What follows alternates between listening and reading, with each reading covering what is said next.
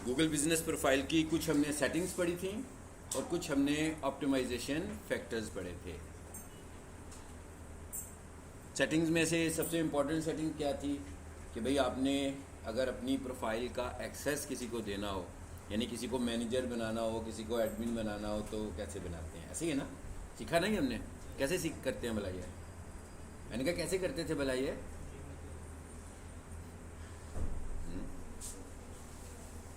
ये काम कैसे करते हैं? मैंने कहा अगर हम अपनी प्रोफाइल की किसी को परमिशन देना चाह रहे हैं, ठीक है, या आप किसी के लिए काम करना चाहते हैं और उसकी प्रोफाइल की परमिशन लेना चाहते हैं, तो हाँ उसकी जीमेल लेते हैं। लेकिन सेटिंग कैसे करते हैं? देखें ना, वो तो भाई वो तो डिजिटल मार्केटर नहीं है ना। ये तो नहीं है कि आप उसे जीमेल दोगे कि भाई ये लो मुझे राइट्स दे दो। उसे तो क्या पता ये क्या है, उसे कुछ भी नहीं पता ये क्या है जो हम कर रहे हैं, ये तो हमको ही पता है ना। हाँ जी, ये आपके सब कुछ सामने आ गए। इतने सारे स्टूडेंट्स हैं जिनसे मैं सवाल कर रहा हूँ कि सब कुछ सामने नज़र आ रहा है। प्रोफाइल खुल गई हुई है ना, ये टिक लगा हुआ नज़र आ रहा है, ये ऑप्शन भी नज़र आ रही हैं। इसका मतलब क्या हुआ कि हम उसके एडमिन पैनल पर हैं, ठीक है। अब हमने किसी दूसरे को परमिशन देनी है कि भाई वो भी इसको मैनेज कर सकता हो। सो ये परमिशन हम कैसे देंगे? गुड, हाँ इतना आसान सी बात है भाई। 3 डॉट पे क्लिक करेंगे, ये 3 डॉट्स हैं, यहाँ पे क्लिक करेंगे। उसके बाद भैया अब कोई और बताए मुझे। हाँ हाँ जी, प्रोफाइल सेटिंग्स पे जाएंगे।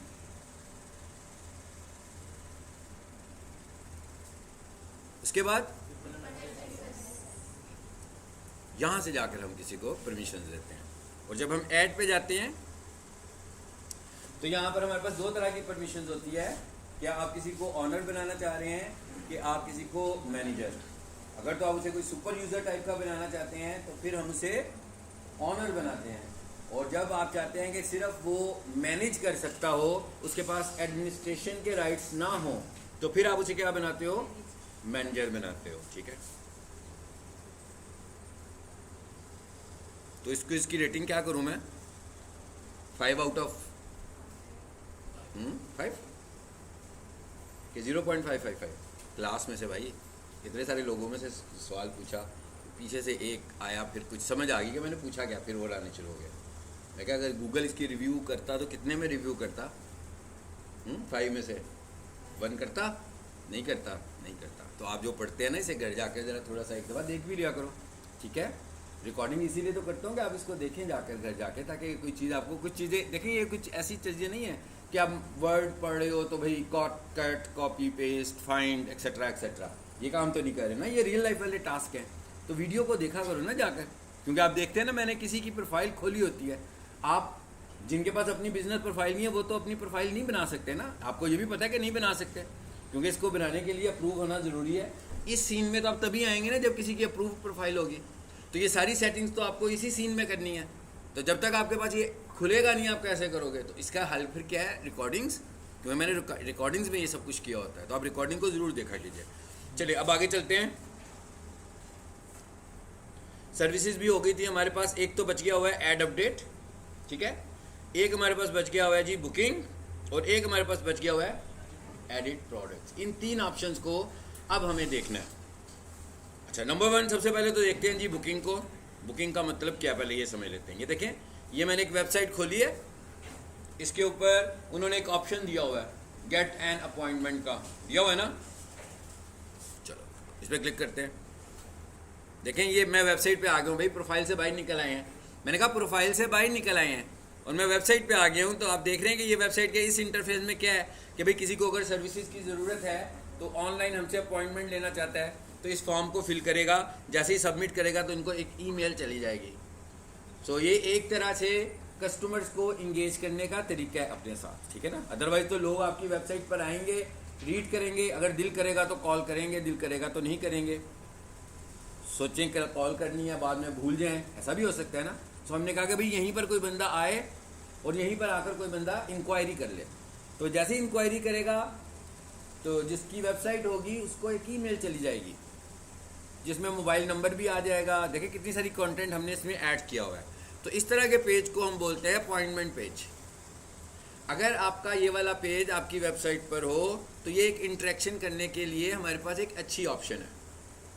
अब हम चाह ये रहे हैं कि भाई जब कोई बंदा हमारी प्रोफाइल पर आए, उसने अगर हमसे कोई सर्विसेज लेनी हो तो वो अपॉइंटमेंट हमारी प्रोफाइल से भी ले सकता हो, ठीक है। लेकिन ये पॉसिबल कब होगा? जब आपकी वेबसाइट होगी, फिर उसके अंदर आपने कुछ ऐसा इंटरफेस भी बनाया होगा, तभी पॉसिबल है ना। तो अगर ऐसा केस है तो आप ये कर सकते हो। इसको मैं चूज करता हूं, चलिए इधर आगे। अब यहां से आया बुकिंग में, ठीक। आप देख रहे हैं यहां पर हमने ऑलरेडी ऐड किया हुआ है, और कितने सारे लिंक्स दिए हुए हैं बुकिंग पे, मतलब एक से ज़्यादा लिंक्स दिए हुए हैं। अभी मेरे पास ऑप्शन है, फिर मैं लिंक देना चाहूँ तो दे सकता हूँ। तो इसका फ़ायदा क्या होगा, जैसे ये वाला जो लिंक हमने बुकिंग का दिया हुआ है, इसको भी हम इसको चेंज कर देते हैं, ठीक है। बिल्कुल सही है, सही लिंक आया हुआ है, सही आया हुआ है ना, वही पेज आया है ना। अब इसका फ़ायदा क्या होगा कि जब भी कोई बंदा इस प्रोफाइल पर जाएगा, वो अपॉइंटमेंट लेना चाहेगा, तो वो क्या करेगा, अपॉइंटमेंट के लिंक पे क्लिक करेगा, सीधा उसी पेज पर चला जाएगा वेबसाइट पे। तो इसका फ़ायदा क्या होगा, लीड जनरेट हो जाएगी बिजनेस के लिए। हॉस्पिटल में ऐसे अक्सर होता है, तो आपको देखें कि आपके बिजनेस की टाइप क्या है। बेशक इस तरह की टाइप भी नहीं है कि अपॉइंटमेंट लेने की ज़रूरत भी नहीं है, तो कम से कम इंक्वायरी तो हो रही है ना। जैसे हमने यहाँ पर लिखा हुआ है गेट एन अपॉइंटमेंट, तो अगर हमें लगता है कि भाई हमारा काम तो अपॉइंटमेंट वाला नहीं है, अपॉइंटमेंट के बगैर ही हम सर्विसेज देते हैं, तो आप इसे कर दो गेट अ क्यूरी, ठीक है। आस्क क्वेश्चन, मतलब कुछ भी किया जा सकता है ना। फायदा क्या होगा इसका कि जो हमारी वेबसाइट को विजिट करेगा, इस पेज को, हमारे पास उसका डाटा आ जाएगा फौरन। और हम भी यही चाहते हैं कि लोगों का डाटा हमारे पास आए, ताकि हम ज़्यादा से ज़्यादा लोगों को इंटरेक्ट कर सकें अपनी सर्विसेज को सेल करने के लिए, ठीक है। तो ये तो हो गया हमारा, समझ आ गया आपको बट इसका मकसद क्या है, ठीक है जी। वेबसाइट कैसे बनाते हैं, वेबसाइट बनाना बिल्कुल एक डिफरेंट काम है। वेब डेवलपमेंट आपको सीखनी होती है अगर आपने वेबसाइट बनानी है, ठीक है। हम जब डिजिटल मार्केटिंग कर रहे हैं, डिजिटल मार्केटिंग एक डिफरेंट डोमेन है, वेबसाइट डेवलपमेंट एक डिफरेंट डोमेन है। सो अगर आप इंटरेस्टेड हो, जैसे अभी मैंने कहा कि इसके अंदर हम 5 मॉड्यूल सीखने वाले हैं, जिसका मतलब क्या हुआ, डिजिटल मार्केटिंग इटसेल्फ एक बहुत बड़ी फील्ड है। सो सीखते ही तो नहीं जाना ना, फिर डिलीवर कैसे करेंगे। इसका मतलब ये होगा 5 तरह की मार्केटिंग को आप डिलीवर कर सकते हो। लेकिन एनीवेज आप लोग ये सब कुछ करने के बाद अगर आप में कोई इंटरेस्टेड हो कि नहीं भी हमें तो वेबसाइट बनानी भी आनी चाहिए, तो वो वेब डेवलपमेंट भी सीख सकता है बाद में। हाँ, इतना ही नहीं, इसमें नहीं चाहिए। आपने देखा मैंने क्या किया, मैं तो वेबसाइट पर गया हूँ, वहाँ से URL कॉपी किया, मैं वेबसाइट नहीं बनाई है। ये वाली वेबसाइट मैंने नहीं बनाई हुई, हाँ ये पता नहीं किसने बनाई होगी, लेकिन ये मेरे क्लाइंट की वेबसाइट है ना जो बनी हुई आ गई हमारे पास। हम जब डिजिटल मार्केटिंग करेंगे तो हम उसे ये कह रहे हैं, पहले दिन से हम ये पढ़ रहे हैं ना कि अगर आपकी गूगल बिजनेस प्रोफाइल है और आपकी वेबसाइट हो तो अच्छी बात है। जैसे फॉर एग्जांपल थोड़ी देर के लिए सोचते हैं कि वेबसाइट ही नहीं थी इस कस्टमर की, जिसका मतलब क्या हुआ कि गेट अपॉइंटमेंट वाला बटन इतना इफेक्टिवली ये यूज़ नहीं कर सकता। लेकिन अगर वेबसाइट होगी तो अच्छी बात होगी ना, वेट मिल गया। लेकिन ये वेबसाइट कौन बनाएगा, क्लाइंट बनाएगा, हम तो उसकी मार्केटिंग कर रहे हैं। अगर हमें उसकी वेबसाइट वाला काम भी करवाना है कि हमें लगता है कि उसके लिए ज़रूरी है, तो हम उसे कहेंगे भाई वेबसाइट बनवा लो, ठीक है। मतलब इट इज़ डिफरेंट में। हाँ, अगर मैं उसे कहूँगा ना गूगल ऐड चला लो, तो ये सर्विसेज मैं ही दूंगा, ये हम सीखेंगे। अगर हम उसे कहेंगे तुम्हारी वेबसाइट बनी हुई है, इसको रैंक करवा लो, ये भी सर्विसेज हम ही देंगे। अगर हम उसे कहेंगे कि सोशल मीडिया मार्केटिंग करवा लो, ये सर्विस, यानी ये सब मार्केटिंग जितनी भी है ना, ये सारी हमारी डोमेन है। लेकिन डेवलपमेंट जो है वो हमारी डोमेन नहीं है, ठीक है। चलो ये भी हो गया। अच्छा, अब आ जाते हैं आगे, और ये एक ऑप्शन आ रही है जिस पे लिखा हुआ आ रहा है ऐड अपडेट। ये बहुत इंपॉर्टेंट, नाम से पता लग रहा है कि आपको अपडेट का वर्ड लिखा हुआ आ गया इसमें। इसका मतलब क्या हुआ कि हमें अपने कस्टमर्स को अपडेटेड रखना है, ठीक है। मिसाल के तौर पर क्या कि भाई मैंने अपनी गूगल बिजनेस प्रोफाइल बना ली, फाइन, गूगल बिजनेस प्रोफाइल बन गई हमारी। अब आप इसमें कोई एक्टिविटी नहीं करते हो, तो जब आप अपनी गूगल बिजनेस प्रोफाइल पे कोई एक्टिविटी ही नहीं करोगे तो गूगल को कैसे लगेगा कि आप अपने क्लाइंट्स को अपनी प्रोडक्ट्स की अवेयरनेस दे रहे हो। ऐसे ही है ना, नहीं लगेगा ना। जैसे मैं कहूँ भी मैंने आज से 4 साल पहले अपनी प्रोफाइल बनाई और उस दिन मैंने जो काम इस पर किया था, उस दिन के बाद से मैंने कुछ भी नहीं किया, तो आज जो बंदा उसको देखेगा तो उसे मेरी प्रोफाइल में कोई कंटेंट तो नज़र ही नहीं आएगा, तो उसे लगेगा ही नहीं कि मैं एक्टिव हूँ। तो जब उसे ये नहीं लगेगा मैं एक्टिव हूँ, तो उसकी रिलायबिलिटी भी नहीं बनेगी ना कि भाई मैं इसे काम कैसे करा लूँ, भाई ये लोग तो एक्टिव ही नहीं है। लेकिन एक दूसरा तरीका क्या है कि भाई पीक सॉल्यूशन की गूगल बिजनेस प्रोफाइल है, अभी मैं लेक्चर दे रहा हूँ, ठीक है। पीक सॉल्यूशन के कोई साहब आए, एक छोटा सा वीडियो क्लिप बनाए और अभी के अभी प्रोफाइल पे लगा दें, ठीक है। अब कल सुबह जब कोई बंदा देखेगा उसको पता लगेगा हाँ भाई ये तो बड़ी लेटेस्ट वीडियो आ गई है, इसका मतलब क्या हुआ, ये अपडेटेड है। फिर क्या हो, एक तस्वीर लग जाए और वो क्या हो कि हम क्लास में पढ़ा रहे हैं या कोई दूसरी क्लास चल रही हो, तो इसका इस तरह क्या होगा। अब ये तो मैंने सिर्फ 2 दिनों की एग्जांपल दी है ना, तो इस तरह फ्रीक्वेंटली जो लोग ये काम कर रहे होंगे तो इससे क्या होगा कि लोगों को पता लगेगा कि भाई कितना ज़्यादा ये गूगल बिजनेस प्रोफाइल के थ्रू अपने कस्टमर्स को अपडेटेड रखते हैं। और यही हम सीख रहे हैं, हम यही चाह रहे हैं कि हम अपने कस्टमर्स को अपडेटेड रखें, तभी वो दूसरे कस्टमर्स के ऊपर प्रोमिनेंट होकर नज़र आएगा, अदरवाइज तो बिल्कुल नज़र नहीं आएगा। भाई प्रोफाइल्स तो इतनी सारी हैं, मोर प्रोफाइल्स आती हैं ना। हम चाहते हैं कि हम पहले 3 नंबर्स पे आएँ।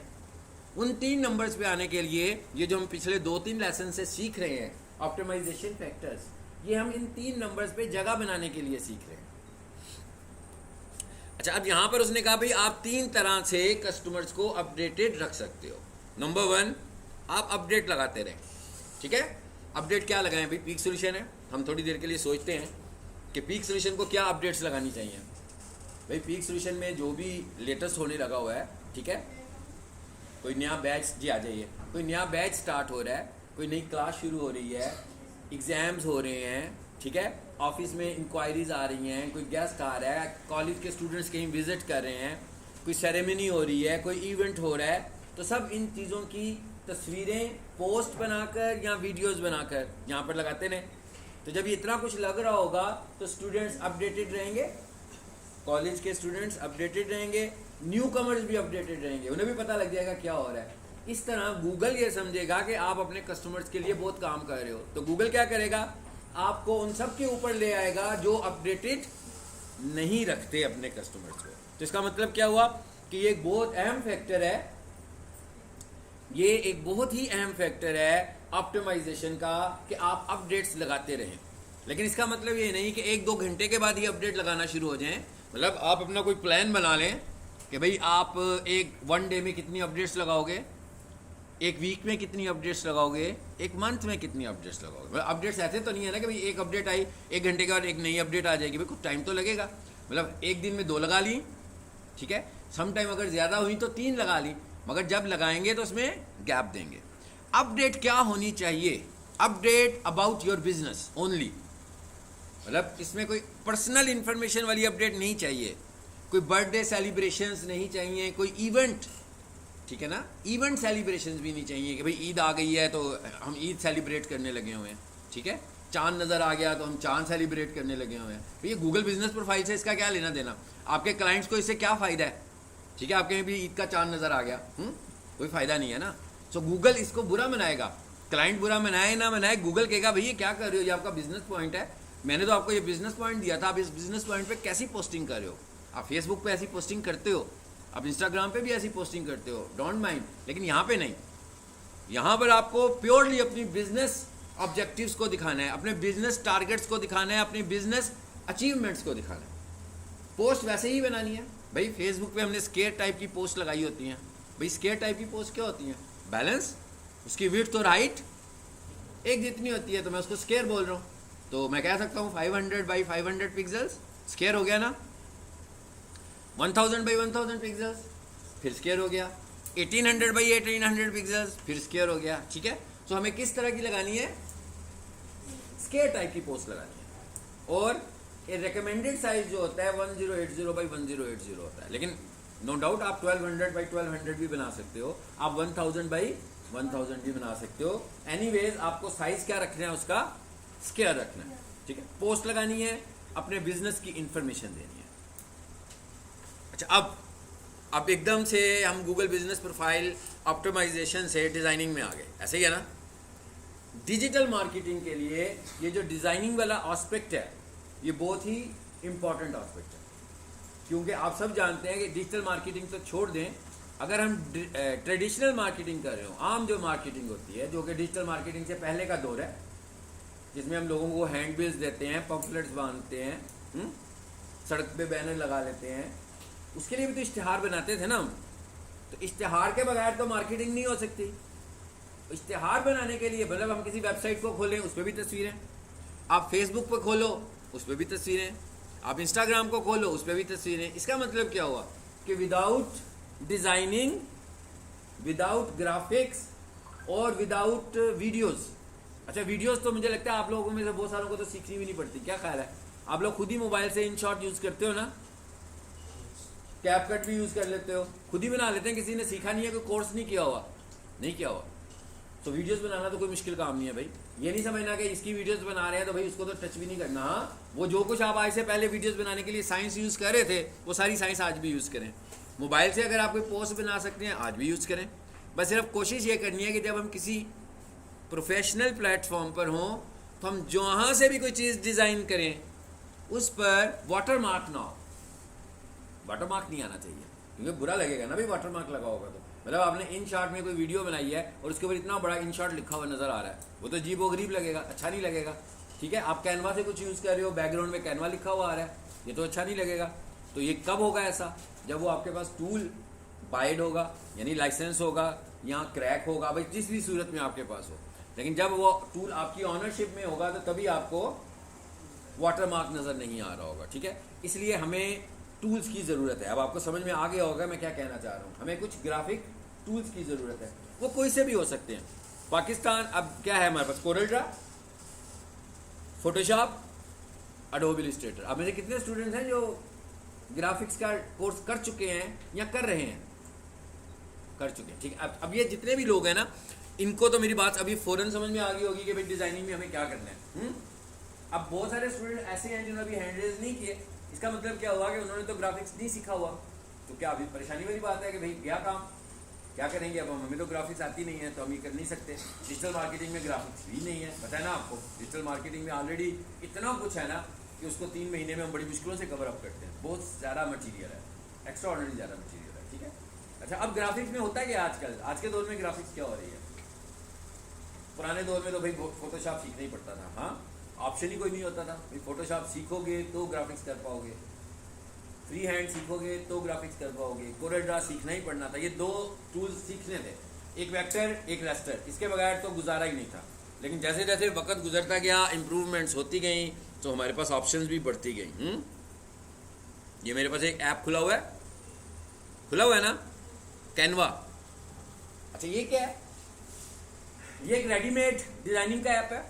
डिजाइनिंग का ही नहीं भाई, हर चीज़ का ही ऐप है।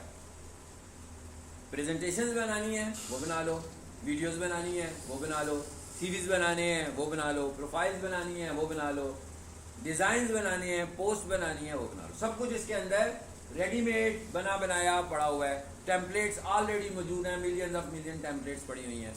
आइडियाज़ लेने के लिए उन्हें मॉडिफाई करें और खुद डिज़ाइन करें। लेकिन ये वाला टूल आपको बाय करना पड़ेगा। ठीक है, और ये ऑनलाइन है।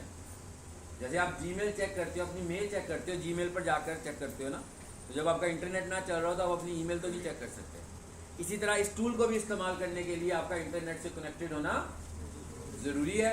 जब आप इंटरनेट से कनेक्ट नहीं होंगे, टूल वर्किंग छोड़ देगा। जैसे ही इंटरनेट चल पड़ेगा, ये फिर काम करना शुरू हो जाएगा। मतलब इंटरनेट से चल रहा है, मगर इसके अंदर सब कुछ बना बनाया रेडीमेड पड़ा हुआ है।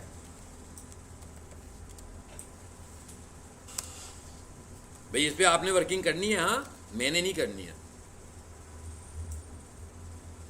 ये देखें कितना कुछ आ गया नीचे। मैंने लिखा सोशल मीडिया टेम्पलेट्स, तो ये बनी बनाई रेडीमेड टेम्पलेट्स पड़ी हैं भाई। इनको पिक करो, अपने माइंडसेट के मुताबिक जो चीज़ आप डिज़ाइन करना चाह रहे हो उसके मुताबिक इसको आप डिज़ाइन कर लो।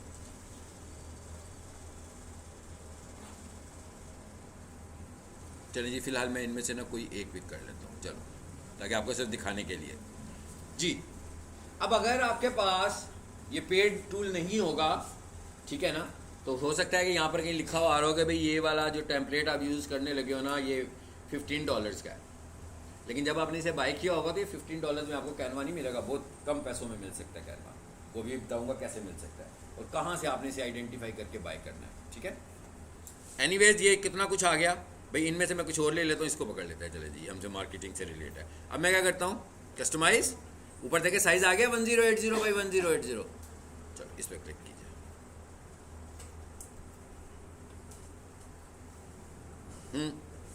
आ गई ना हमारे सामने टेम्पलेट, इसकी खुल गई। अब आपने इसको बनाना है, इसको सेव करना है। मैं छोटा सा एक आइडिया दे रहा हूँ, ये जूम जरा बड़ा कर लो। हर चीज़ अलग अलग है। ये देखें, ये क्या है? लोगो है, इसको आपका लोगो तो नहीं है ना भाई। अगर आपको लोगो यूज़ करना है तो अपने लोगो को यहाँ पर ले आओ और इसको डिलीट कर दो। उसने आपको आइडिया दे दिया कि भाई ये अच्छा लग रहा है, स्टाइलिश लग रहा है, छोटे साइज का लोगो। तो आपको पता लग गया कि आपका लोगो अगर बहुत बड़ा होगा तो आपको भी उसे इतने साइज में लगाएंगे तो अच्छा लगेगा। ओके, यहाँ पर आपको क्या करना है, फिर अपनी कंपनी का नाम लिख देना है, ऐसे ही है। अब आपको ये पता लगेगा कि कैसा होना चाहिए। फिर ये क्या लिखा हुआ है, आपकी जो कैप्शन है, हर चीज़ एडिटेबल है, देख रहे हैं, हर चीज़ एडिटेबल है, हर चीज़ आप खुद कर सकते हो। अच्छा, उसके बाद ये तस्वीर आ गई है भाई, ये भाई साहब की तस्वीर अगर आपको अच्छी नहीं लग रही, आप अपनी खिंचाना चाहते हैं, अपनी लगा दें यहाँ पर ना, या कोई और लगा सकते हैं। भैया मैं कैनवा यूज़ करूँ, और आप सारी कैनवा यूज़ करना शुरू कर दें और सारे इस टेम्पलेट को पकड़ लें और सारे ही इनकी तस्वीर लगा दें। तो भाई अच्छा तो नहीं लगेगा ना, मतलब वो जिस प्लेटफॉर्म पे भी लगाओगे उस प्लेटफॉर्म को देखते ही फ़ौरन पता लग जाएगा भाई ये कहाँ से आया है, सबको पता लग जाएगा कैनवा की तस्वीर है, इतनी ज़्यादा पॉपुलर कर दी आप लोगों ने यूज़ कर करके। तो यहाँ से तस्वीरें वगैरह आप अपनी मर्ज़ी से चेंज भी कर सकते हैं, और अगर नहीं लगानी तो ना यूज़ करें, अगर नहीं लगानी तो इसको रिमूव कर दें, इसकी जगह पर दूसरा कंटेंट ले आएं। अच्छा, उसके बाद आगे भाई, आगे क्या आ गया जी, कलर कॉम्बिनेशंस। ये देखें,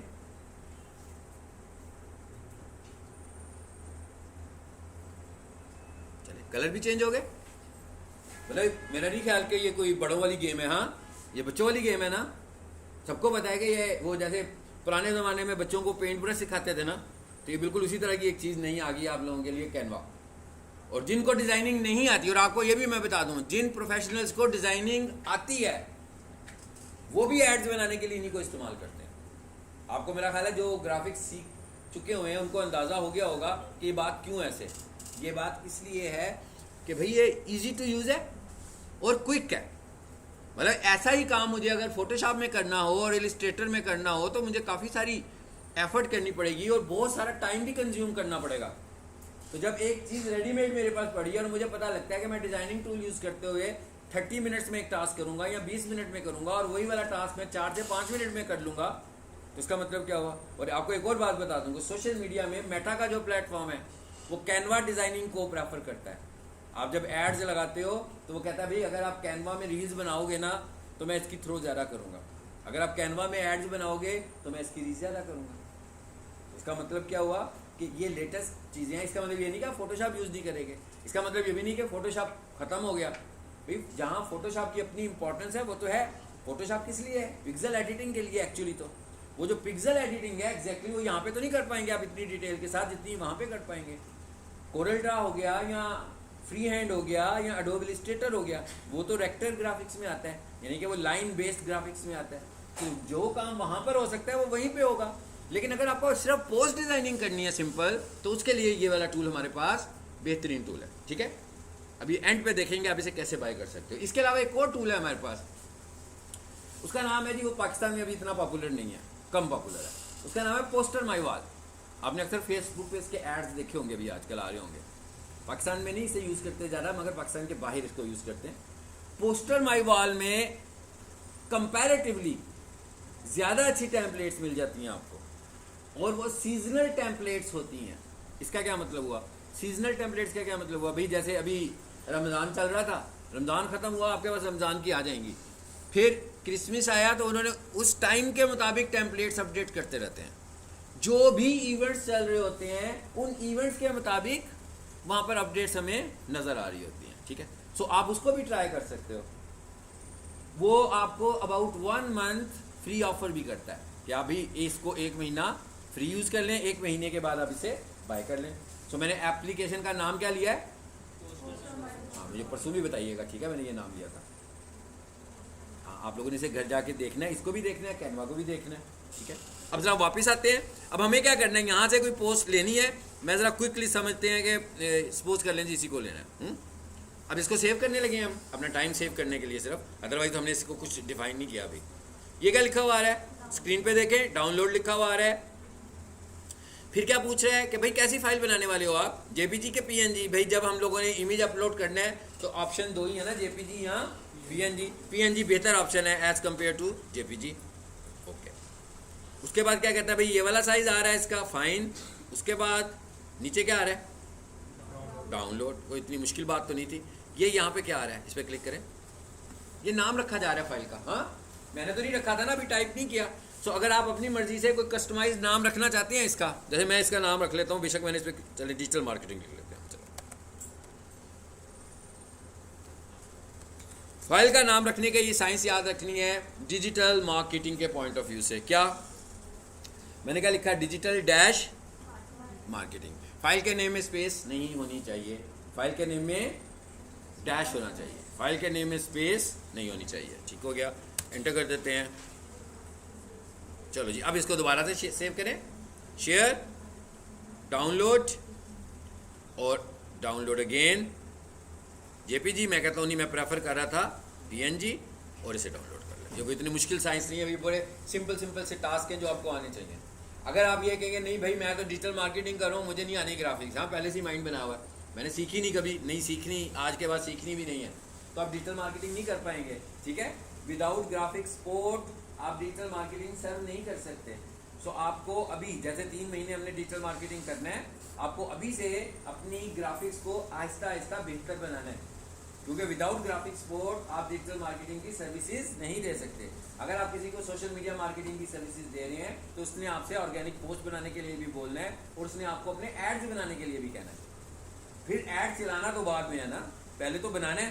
तो इसका मतलब क्या हुआ, उसमें डिजाइनिंग वाला पार्ट है, तो आपको डिजाइनिंग करनी है खुद से, और सीखने की जरूरत नहीं कोई है ना कि भैया सीखना है, भाई इसमें सब कुछ बना बनाया पड़ा हुआ है ना, इसमें तो कोई ऐसी मुश्किल बात नहीं है।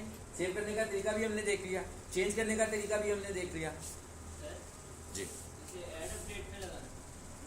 हाँ बिल्कुल, अब ये मैं एक एग्जाम्पल करा रहा हूँ कि हम ये कह रहे हैं कि भाई हमने अपडेट बनाई है अपने बिजनेस के लिए, अब ये अपडेट हम अपने कस्टमर्स को करना चाह रहे हैं ना, पोस्ट की शक्ल में। जैसे भी मैंने इसको सेव कर लिया, तो अब हम एक काम करते हैं, वापस चले जाते हैं, ऐड अपडेट में जाए, आगे सिलेक्ट इमेजेस और वीडियोस। मैंने कहा था ना कि इमेज भी लग सकती है और वीडियो भी लग सकती है। वीडियो कितनी बड़ी लग सकती है? About 30 seconds, not more than 30 seconds. ठीक है, एड की तरह लगा रहे हैं ना, बेसिकली तो एडवर्टाइज कर रहे हैं, बेसिकली अपने बिजनेस को एडवर्टाइज कर रहे हैं, बेसिकली अपने बिजनेस की अवेयरनेस दे रहे हैं कस्टमर्स को।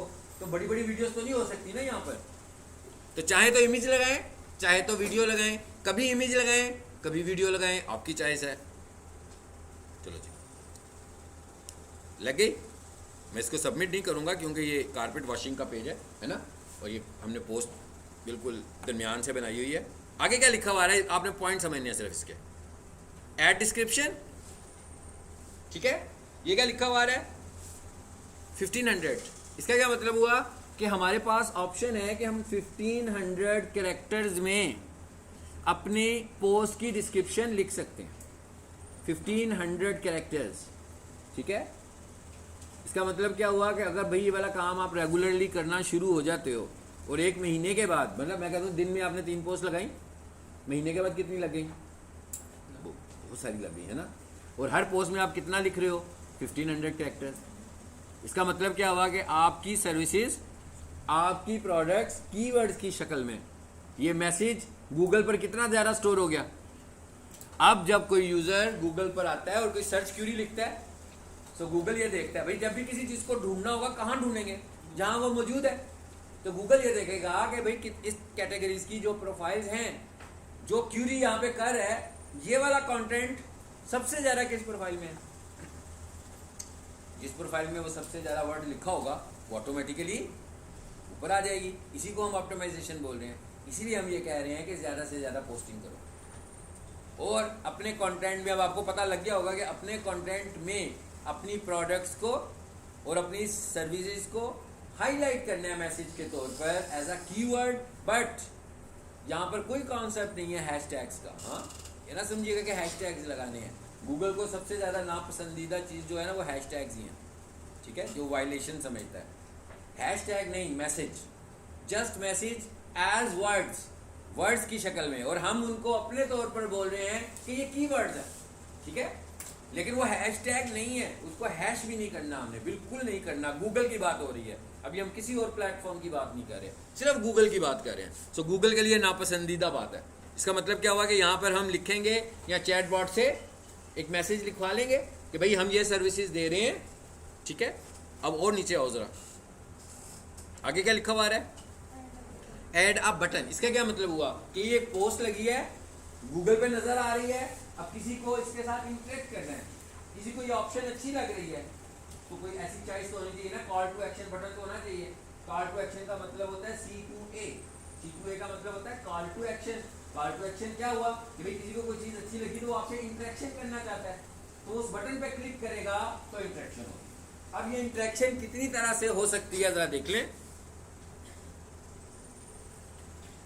बुक, दूसरे नंबर पर क्या लिखा हुआ है, ये बुक कौन सी है भाई, ये किताब है, बुकिंग है ये, हाँ ठीक है। दूसरे नंबर पर क्या लिखा हुआ है, ऑर्डर ऑनलाइन। तीसरे नंबर पर लिखा हुआ है बाय, फिर लिखा हुआ है लर्न मोर, फिर लिखा हुआ है साइन अप, और आखिर में बहुत ही इंपॉर्टेंट ऑप्शन आ रहा है कॉल नाउ।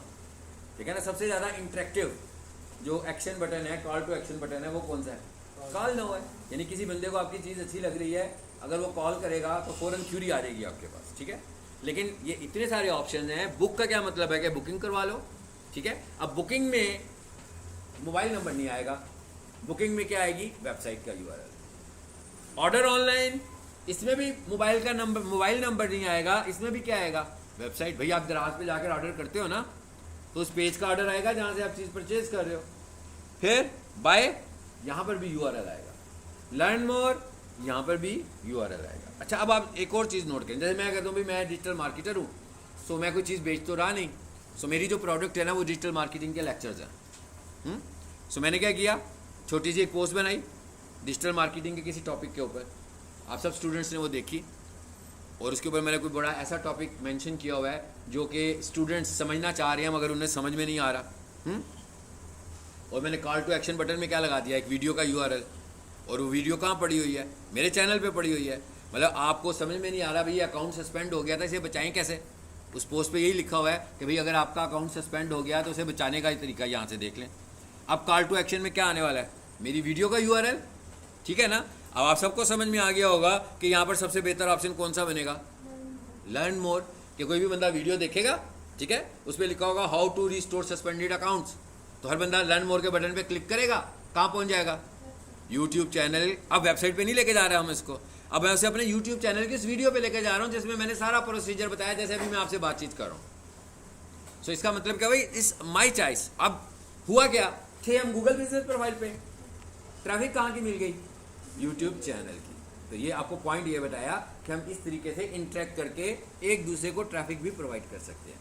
एक प्लेटफॉर्म से दूसरे प्लेटफॉर्म पर डिपेंड करता है कि आप कितने अच्छे तरीके से ऑडियंस को इंगेज करने की टिप्स यूज़ करते हो। ठीक है, मिसाल के तौर पर अगर मैं ये कहूँ, एक पोस्ट बनाऊँ और उस पर लिखा हो काइंडली सब्सक्राइब माई चैनल, अब तो कोई लर्न मोर नहीं करेगा, कि करेगा, कोई भी नहीं करेगा। लेकिन अगर मैं किसी के प्रॉब्लम को टारगेट करूँगा तो वो करेगा। सो ये तरीका होता है काम करने का यहाँ पे। चलें जी, एनीवेज अभी हमने कर दिया कॉल नाउ। इसमें कॉल नाउ में क्या आने वाला है, नंबर, कोई ऑप्शन नहीं है नंबर बताने की। आपने जब गूगल बिजनेस प्रोफाइल बनाई थी उस वक्त आपने एक मोबाइल नंबर दिया था, उसमें दिया था ना, तो ये वही नंबर ऑटोमेटिकली इसने पिक कर लिया। आपकी पोस्ट के अंदर ये बात याद रखनी है, वायलेशन ना हो, आपकी पोस्ट के अंदर आपकी कंपनी का नाम वही होना चाहिए जो अप्रूव कराया है, आपकी पोस्ट के अंदर आपकी कंपनी का एड्रेस वही होना चाहिए जो अप्रूव कराया है, आपकी पोस्ट के अंदर आपका मोबाइल नंबर वही होना चाहिए जो अप्रूव कराया है, अदरवाइज वो आपकी पोस्ट को रिजेक्ट कर देगा, गूगल आपकी पोस्ट को रिजेक्ट कर देगा। ठीक है, चलें जी, फाइनल स्टेप क्या रह गया, पोस्ट हम नहीं कर रहे, रिव्यू करें जरा, दिखा रहे क्या आ रहा है, ऊपर देखिए कॉल नो का बटन आ गया। इस तरह ये दूसरों को नजर आएगा, मैं क्या इस तरीके से ये दूसरों को आपकी पोस्ट नजर आ रही होगी। अब जैसे ही कोई बंदा कॉल नो करेगा तो क्या होगा, कॉल हो जाएगी। मगर अगर कोई बंदा डेस्कटॉप से कर रहा होगा तो कॉल होगी, कॉल भाई कंप्यूटर से तो कॉल हो ही नहीं सकती है ना, कॉल करने के लिए वो कहाँ पे होगा, तो कॉल होगी मोबाइल पे होगा। ठीक है ना, ठीक है। अच्छा, अब गूगल को कैसे पता लग गया भाई कॉल हो गई, महीने के एंड पे गूगल ने कहा भाई आपको 50 कॉल्स आई हैं, क्या वो कॉल टेप हो रही है, क्या हो रहा है, कैसे पता लग रहा है। गूगल सिर्फ ये सिस्टम है उसका कि ये बटन कितनी दफ़ा प्रेस हुआ। हो सकता है कि 80 टाइम्स में से 40 टाइम्स लोगों ने इस बटन को कंप्यूटर से प्रेस किया। इसका क्या मतलब हुआ, इसका तो मतलब हुआ कि भाई इतने टाइम्स तो कॉल नहीं हुई, मतलब इतने टाइम्स कॉल नहीं हुई, 40 टाइम्स जो रह गए वो कॉल हुई। अब वो जो 40 टाइम्स है ना, उनमें से भी 10 लोग जो थे उन्होंने कॉल जैसे ही दबाई ना तो वो डायलर पर चला गया। उन्होंने कहा भाई ये क्या हुआ, मैं तो नहीं बात करनी, उन्होंने वैसे भी छोड़ दिया। तो बाकी बच गए फिर 30 पीपल्स। हो सकता है कि 15-20 लोगों ने वाकई बात की हो। यानी इसका मतलब है कि अगर उसने कहा कि भाई 200 कॉल्स, तो इसका मतलब ये नहीं कि कॉल्स हो गई हैं, इसका मतलब क्या हुआ कि कॉल टू एक्शन का बटन प्रेस हो गया।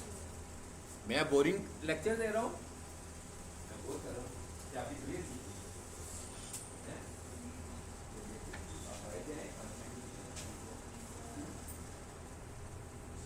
वो भी कोई बोर हो रहा है? बोर नहीं होना यार, मैं भी बोर हो जाऊंगा इस तरह। अच्छा जी, समझ में आ गया? अपडेट्स लगाने का तरीका में समझ में आ गया कि हम लोगों ने अपडेट्स किस तरीके से ऐड करनी है।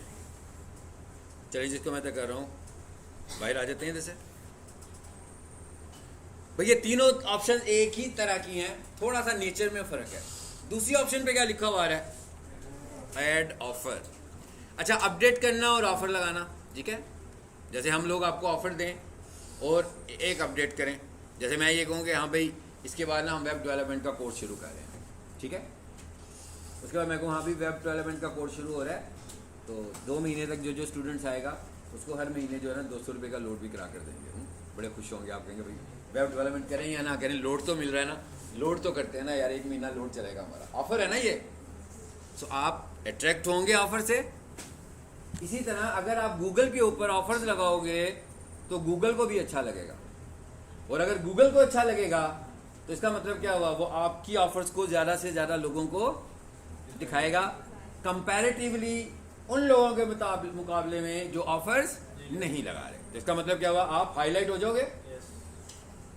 इसमें कुछ नया नहीं है, सब कुछ वैसे ही, आपने देखा सब कुछ वैसे ही आया है, वैसे ही आया ना। सिलेक्ट इमेज, वही इमेज मैं चूज़ कर लेता हूँ। बेशक एग्जाम्पल के तौर पर नीचे इंपॉर्टेंट चीज़ ये क्या लिखा हुआ है जी? यहाँ पर वो जब भी आपको मैंने बताया कि मैं ऑफर देने वाला हूँ, यहाँ पर वो ऑफर का मैसेज टाइप कर दूंगा, ठीक है, कि भाई कितने % डिस्काउंट दे रहे हो, 20% डिस्काउंट दे रहे हो, 50% डिस्काउंट दे रहे हो, 60% डिस्काउंट दे रहे हो, 5000 ऑफ दे रहे हो, एक्सेट्रा एक्सेट्रा, जो भी देना है हम लोगों ने, ठीक है। उसके बाद ये क्या लिखा हुआ है, स्टार्टिंग डेट, अरे नजर, ये लिखा हुआ है स्टार्टिंग डेट और नीचे लिखा हुआ है एंडिंग डेट। इसका क्या मतलब हुआ? इसका ये मतलब हुआ कि ये आपकी ऑफर इस तारीख से लेकर इस तारीख तक वैलिड है, ठीक है। इसका मतलब क्या हुआ, यहाँ अभी ऑफर नज़र आ रही है, मतलब इसके ऊपर कहीं एक्सपायर्ड नहीं लिखा हुआ आएगा, यानी डेट गुजरने के बाद भी इस पर एक्सपायर नहीं लिखा हुआ आएगा, मगर इस पे ऑफर डेट्स नज़र आ रही होंगी, मतलब इस पे आ रही होगी कि भैया इस तारीख से लेकर इस तारीख तक की ऑफर है, ठीक है। और ऐसी ऑफर्स को गूगल, ऐसी प्रोफाइल्स को जो फ्रीक्वेंटली ऑफर्स दे रहे होते हैं, गूगल ऐसी प्रोफाइल्स को बहुत ज़्यादा ग्रो करता है। गूगल ऐसी प्रोफाइल्स को बहुत ज़्यादा ग्रो करता है जो फ्रीक्वेंटली ऑफर्स देते हैं, ठीक है। अब ऑफ़र नहीं देनी मैंने भाई, पोस्ट ऑफ़र लगानी है। अब गूगल का बंदा तो नहीं बैठा हुआ ना कि भाई डिस्काउंट भी दे रहा है कि नहीं दे रहा। हाँ, अभी तक ऑफ़र में ये सेटिंग नहीं है कि डिस्काउंट दोगे तो ऑफ़र लगेगी, ओके।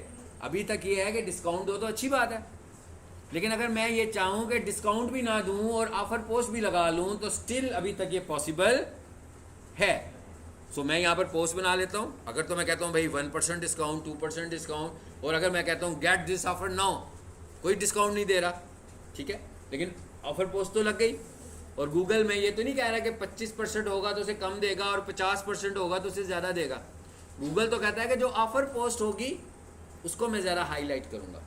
सो आप चाहें तो डिस्काउंट के साथ ऑफ़र पोस्ट बनाएं, आप चाहें तो डिस्काउंट के बगैर ऑफ़र पोस्ट बनाएं, ठीक है।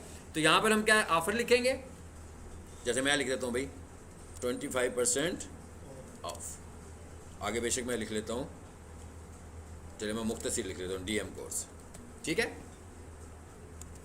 आगे मैं लिख लेता हूँ आफ्टरनून क्लास, सही। अब यहाँ आकर हम क्या करने वाले हैं, ये कैलेंडर बना हुआ आ रहा है, यहाँ से हम डेट को चूज़ करते हैं। हम कहते हैं भाई ये वाली ऑफ़र जो इफेक्टिव है ना इस तारीख से है, ओके। और ये कब तक इफेक्टिव है, इस तारीख तक है। ये मैं अपनी चॉइस से कुछ भी एंटर कर दिया मैंने। फिर क्या लिखा हुआ आ रहा है, ऐड मोर ऑप्शंस। फिर क्या लिखा हुआ आ रहा है, ऑफर डिटेल्स। फिर वहीं पर आगे बात, वहीं पे आगे, फिर दोबारा से वहीं पे बात आ गई 1500 कैरेक्टर्स। कहता फिर अपनी ऑफर का कोई डिस्क्रिप्शन टेक्स्ट लिख लो। फिर मैं यहाँ पर क्या करूँगा, मैं जो सर्विसेज देता हूँ, मैं जो प्रोडक्ट्स देता हूँ, उसको मैसेज की शक्ल में यहाँ लिखूंगा। इसका मतलब क्या हुआ, गूगल पे फिर से मेरा मैसेज आ गया। बेसिकली ये मैसेज ट्रिगर होना है लोगों की सर्चिस के साथ। तो जिस जिस बंदे की साइड से मेरा मैसेज ट्रिगर होगा, इसका मतलब क्या हुआ, उसको मेरी प्रोफाइल ज्यादा नजर आएगी कंपैरेटिवली दूसरों की प्रोफाइल के।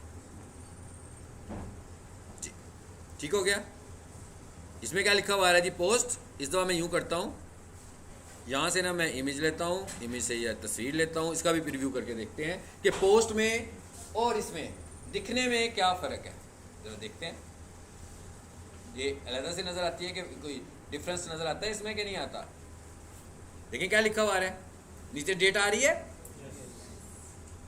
ये बता रहा है उसको, साथ डेट भी आ रही होंगी कि भाई ये वाली ऑफर इस तारीख से लेकर इस तारीख तक वैलिड है।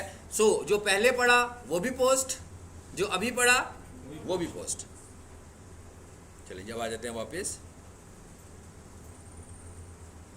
तीसरे नंबर पर क्या चीज आ रही है, इवेंट।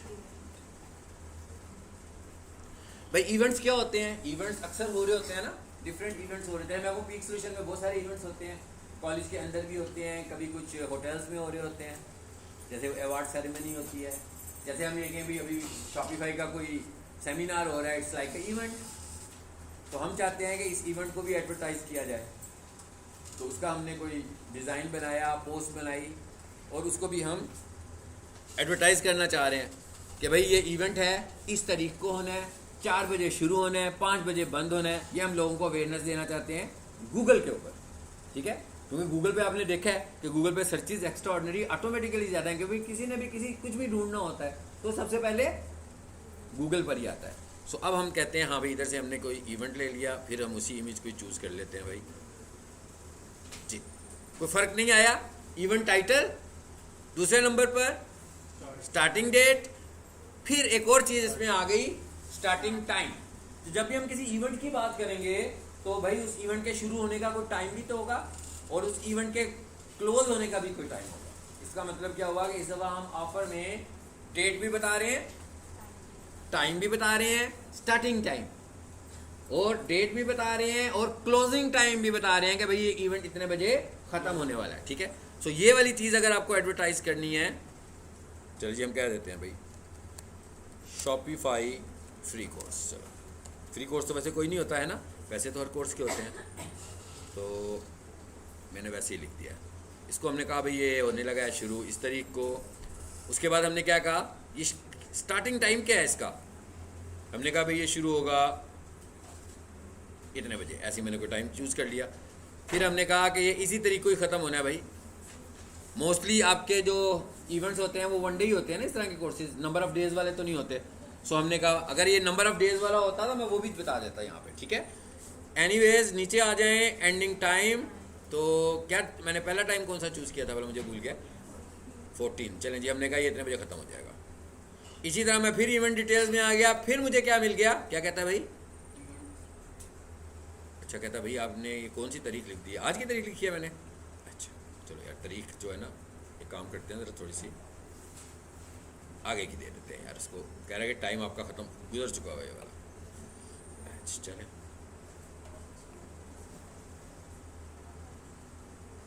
ऊपर क्या लिखा था हमने, 14 आवर्स 19/4।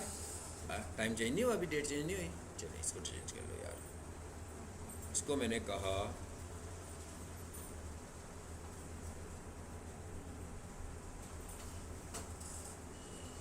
19/4 की थी हमने।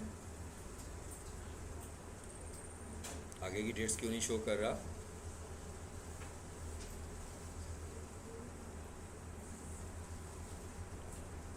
अच्छा 14 सेम एक दिन में भी तो हो सकता है ना इवेंट। मैंने कहा एक ही दिन का इवेंट, वो बेसिकली टाइम क्लैश कर रहा है उसका ना, ठीक है। हम कह देते हैं भाई इसको हम कर देते हैं, नहीं हमने एक ही टाइम करना है। अभी क्या टाइम हुआ है, इसको ठीक कर लेते हैं टाइमिंग को ना। 24 आवर्स में इस वक्त कितने बजे हुए हैं, 5:53 ना, 5:53। तो इसको हम अगर 16 आवर्स कर लें तो इसका क्या मतलब होगा? कितने बजा दिए मैंने? 4। 17 का मतलब होता है 5।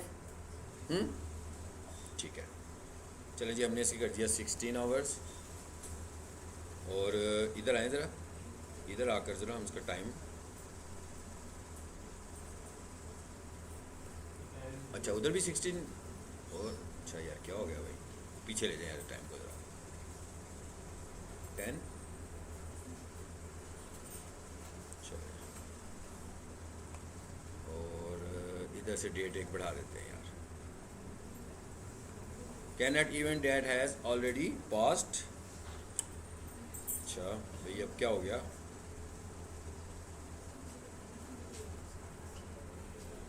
ये कौन सी डेट दिया जी मैंने? 20।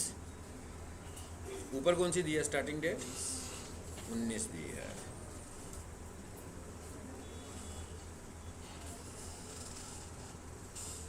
चलिए पहले डेट आगे करके देखते हैं, फिर टाइम आगे करेंगे।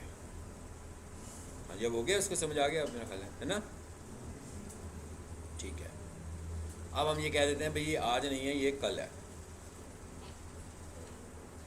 चलो चलें जी, एनीवेज जी अब उसको समझ में आ गया। यहाँ इवेंट डिटेल्स आ गई, यहाँ बटन आ गया। आपने देखा था ऑफर में बटन नहीं था, पहली पोस्ट में बटन था।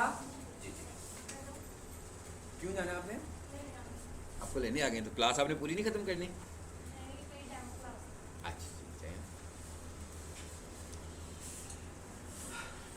अच्छा अब आगे क्या लिखा हुआ है जी? बटन ऐड कर लो। भाई कौन सा बटन लगाना है ये हमने पहले ही सीख लिया हुआ था, इसलिए इसको हम कॉल ही कर लेते हैं। भाई किसी बंदे ने इसमें पार्टिसिपेशन करनी है तो ज़रा अच्छी ऑप्शन हमारे पास कॉल की होगी। ये क्या लिखा हुआ आ रहा है जी? प्रीव्यू देख लें ज़रा, ये कैसे नज़र आने वाला है? इस तरह, यानी ये लोगों को इस तरीके से दिखेगा। और ये भी हमारा बन गया। तो ये हमारे पास क्या चीज़ें हमने पढ़ी हैं, इसको भी ओके करके वापस आ जाते हैं। इसमें हमारे पास एक चीज़ बच गई आखिर में, that is products. Products is like a brochure.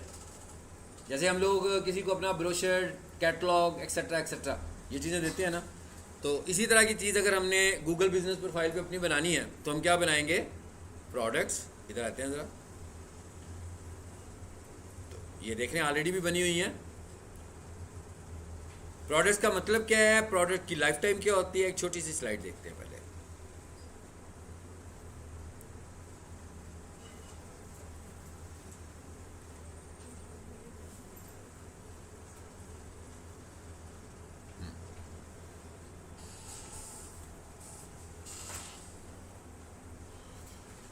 (2023)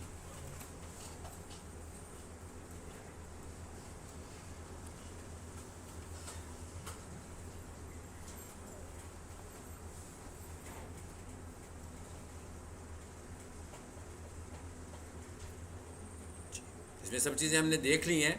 ये आगे लिखा हुआ है, you may add up to 10 products post at a time, after a week the product will be removed. यानी इसका क्या मतलब हुआ?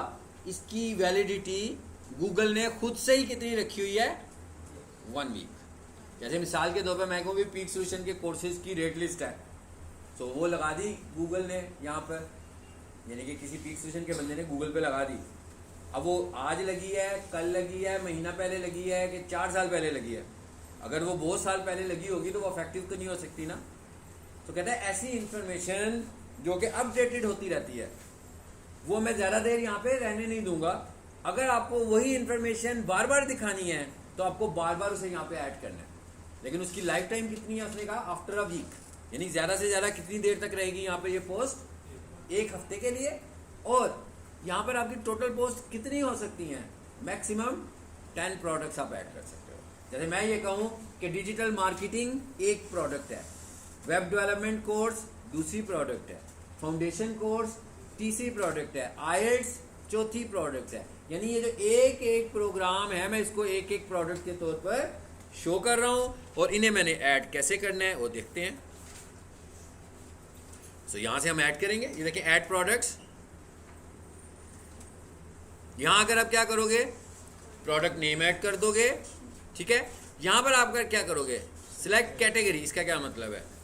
ऑलरेडी हमने कुछ कैटेगरीज बनाई हुई हैं, वो जैसे वेबसाइट में मेन्यूज बने होते हैं, हाँ ऊपर लिखा होता है ना कोर्सेज, फिर नीचे जाते हो तो digital marketing, web development etcetera etcetera, वो सारी ब्रांचेज आ जाती हैं। तो ये कहता है कि आप चाहें तो यहाँ कैटेगरीज बना सकते हैं, और अगर आप चाहें तो इन्हीं कैटेगरीज में से किसी के अंदर रख सकते हो। पहले ये बनी हुई है, तो अगर आपको नई कैटेगरी बनानी है तो आप पहले ऑप्शन पे क्लिक करोगे। पहले ऑप्शन पे क्या लिखा हुआ है? Create new category. लेकिन अगर मैं इस पर क्लिक करूंगा तो इसका क्या मतलब हुआ कि मैं जो भी प्रोडक्ट ऐड कर रहा हूँ एक्चुअली वो किस में ऐड कर रहा हूँ? इसके अंदर। और उस प्रोडक्ट का नाम क्या रखना चाहता हूँ? फॉर एग्जांपल मैं उसका नाम रख रहा हूँ जी रग्स वॉशिंग। चलो, ये जिसकी वेबसाइट है प्रोफाइल है, मैं उसी के हिसाब से नाम लिख दिया, ठीक है। उसके बाद आगे क्या कहता है? प्रोडक्ट प्राइस, ठीक है। पहले आप देख रहे थे प्राइसेस वगैरह नहीं थी आ रही, यहाँ पर उसने प्राइसेस का ऑप्शन भी दे दिया, मगर दिया उसने ऑप्शनल। मतलब अगर आप में से कोई प्राइस नहीं देना चाहता तो चाहे तो इसको स्किप कर दे, अगर देना चाहते हैं तो यहाँ पर अपनी प्राइस ऐड कर दे। उसके बाद ये बहुत इंपॉर्टेंट चीज़ है, प्रोडक्ट लैंडिंग पेज। इसका क्या मतलब हुआ भाई? आपकी कोई ई कॉमर्स की वेबसाइट है, आप कुछ चीज़ें बेच रहे हैं, आपको लगता है भाई वेबसाइट पे तो अभी ट्रैफिक इतनी अच्छी आ ही नहीं रही है, आपको लगता है कि आपकी प्रोफाइल पे गूगल के पास बड़ी ट्रैफिक है, तो आप अपनी प्रोडक्ट की मार्केटिंग यहाँ पे आके करनी शुरू हो गए। यानी आप माउस बेच रहे हैं, आपने यहाँ पर लाकर माउस लगा दिया, आप केबल बेच रहे हो, यहाँ पर लाकर केबल लगाई, मगर बिकनी कहाँ से है? बिकनी तो आपकी वेबसाइट से है। तो वो जो उसका पेज है, आप उस पेज का URL यहाँ पर पेस्ट कर दें। अब जब किसी को कोई प्रोडक्ट नज़र आ रही होगी, उसको आपकी प्रोडक्ट दिखेगी, ऑफर भी अच्छी लगेगी, जैसे ही वो इस पर क्लिक करेगा तो कहाँ चला जाएगा? आपकी वेबसाइट पर। ये ज़रा इफेक्टिव किस शक्ल में है? अगर हमारे पास कोई ई कॉमर्स की वेबसाइट हो तो। ई कॉमर्स की वेबसाइट का क्या मतलब होता है? जहाँ से हम डायरेक्ट सेल कर रहे होते हैं। पीक सोल्यूशन की वेबसाइट ई कॉमर्स वेबसाइट नहीं है, पीक सोल्यूशन की वेबसाइट इंफॉर्मेशनल वेबसाइट है। दराज जो है वो ई कॉमर्स टाइप की वेबसाइट है, तो वहाँ से आप कुछ चीज़ें ऑनलाइन, मतलब कोई भी ऐसी साइट जहाँ से आप ऑनलाइन परचेज करते हो। समझ में आ गया? तो यहाँ से हम इसको पब्लिश करेंगे तो ये भी प्रिंट होगा। लेकिन एक चीज़ ध्यान में रखें, आप जितनी भी अपडेट्स लगाते हैं, आप जैसे ही अपडेट पे क्लिक करते हो आपकी अपडेट लग जाती है, ठीक है, इमीडिएटली लग जाती है। यहाँ रिजेक्ट हो जाती है, यहाँ लग जाती है, मगर इमीडिएटली लग जाती है। मगर ये जो आपकी प्रोडक्ट लिस्टिंग है ये इमीडिएटली नहीं होती है, ये आप जैसे ही लगाओगे, क्योंकि इसमें वेबसाइट भी आ गई ना बीच में, ये गूगल इसको रिव्यू करता है और ये देखता है कि ये उसके क्वालिटी स्टैंडर्ड्स के मुताबिक है कि नहीं है। अगर उसे लगे कि नहीं है तो इसको रिजेक्ट भी कर देता है, और वो 24 आवर्स लेता है इसको शो करने के लिए। यानी 24 आवर्स से पहले पहले वो इसको शो भी नहीं करता। मगर अगर आप ये वाला काम फ्रीक्वेंटली कर रहे होंगे तो उसे 2-4 दफ़ा तो 24 आवर्स लिए होंगे, उसके बाद फिर ये इसको पता लग जाएगा कि भाई आप जो चीज़ें दे रहे हो इस वेबसाइट से दे रहे हो, तो वो इसको जल्दी भी शो कर देगा। लेकिन इसका जो अपने पास इसने टाइम रखा हुआ है दैट इज़ अबाउट 24 आवर्स। ठीक है जी, ये था हमारे पास प्रोडक्ट्स को भी ऐड करने का तरीका। ठीक है, कई लोगों की प्रोफाइल अप्रूव नहीं होती, यानी पहले लेक्चर में हम लोगों ने प्रोफाइल क्रिएट की थी, ऐसे ही है ना, वेरिफिकेशन के लिए वीडियो बनाई थी। अब उसने कहा था अभी 5 दिन लूँगा तो बता दूंगा आपको कि अप्रूव होनी है कि नहीं होनी। अगर तो उसने अप्रूव नहीं की तो यहाँ पर आपको वेरिफिकेशन का बटन दोबारा से नज़र आएगा, वेरीफाई अगेन का बटन दोबारा नज़र आएगा। हम उस पर क्लिक करेंगे तो क्या होगा? फिर से वीडियो का प्रोसेस, दोबारा से वीडियो बनने का प्रोसेस स्टार्ट हो जाएगा। ठीक है, फिर हम वीडियो बनाकर भेजेंगे। अब भाई आप बार बार वीडियो बनाकर भेज रहे हो और आपकी प्रोफाइल अप्रूव नहीं हो रही है, तो इसमें गूगल का कोई कसूर नहीं है। आप जो वीडियो बना रहे हो वो गूगल के स्टैंडर्ड के मुताबिक ठीक नहीं बन रही है। ठीक है, गूगल के स्टैंडर्ड्स क्या थे मैंने आपको बता दिया था। मतलब गूगल को ये समझाना पड़ेगा कि आपका ये जो बिजनेस है ये वाकई फिजिकली एक वैलिड बिजनेस है, और उसके लिए उसने ये कहा था कि आपका मुझे बोर्ड चाहिए बाहर, आपके अंदर, मतलब कुछ चीज़ें आपके ऑफिस के बाहर उसने देखनी है और कुछ चीज़ें ऑफिस के अंदर उसने देखनी है। यानी अगर मैं ये कहूँ कि मैं किसी कंप्यूटर कॉलेज को अप्रूव कराना चाहता हूँ तो वो बाहर से क्या देखेगा? उसका बोर्ड। अंदर से क्या देखेगा? क्लासरूम। किसी के लिए बना रहे हैं तो उसके लिए वीडियो देखते हैं। हाँ बिल्कुल, अगर आप किसी के लिए बना रहे हैं और आप खुद जाकर बना सकते हैं तो आप मूव कर लेंगे, नहीं तो फिर वही तरीका, मैं फिर वही तरीका कि मैं उसको उसका भी शॉर्ट क्लिप एक बनाकर भेजूंगा। जैसे मैं यहाँ पर आ गया हूँ ना वेरीफाई अगेन में, यही वाली उसको एक वीडियो बनाऊंगा और जैसे मैं आपको गाइड कर रहा हूँ कि भाई इस तरह बाहर से शूट करना है, इस तरह अंदर से शूट करना है, और इतने टाइम का शूट करना है, इससे ज़्यादा टाइम शूट करने में नहीं लेना। जो मैंने आपको क्या बताया था कि 1 मिनट, नहीं तो 1 मिनट से थोड़ा सा ज़्यादा। मगर अगर आपके बिजनेस का मॉडल थोड़ा सा बड़ा है, जो कि आपको लगता है कि 1 मिनट उसको कम लग रहा है शूट करने में, दिखाने में, तो आप उसे मैक्सिमम 2 मिनट्स तक लेकर जाओ, लेकिन इससे ज़्यादा बड़ा उसको नहीं करना। 2 मिनट्स में भी तब लेकर जाएं जब वो 1 मिनट को अप्रूव ना करें।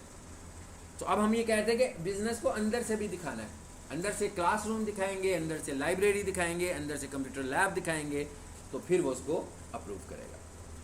बार बार ऐसा करने से भी समझ में नहीं आ रहा, तो फिर आप क्या करेंगे?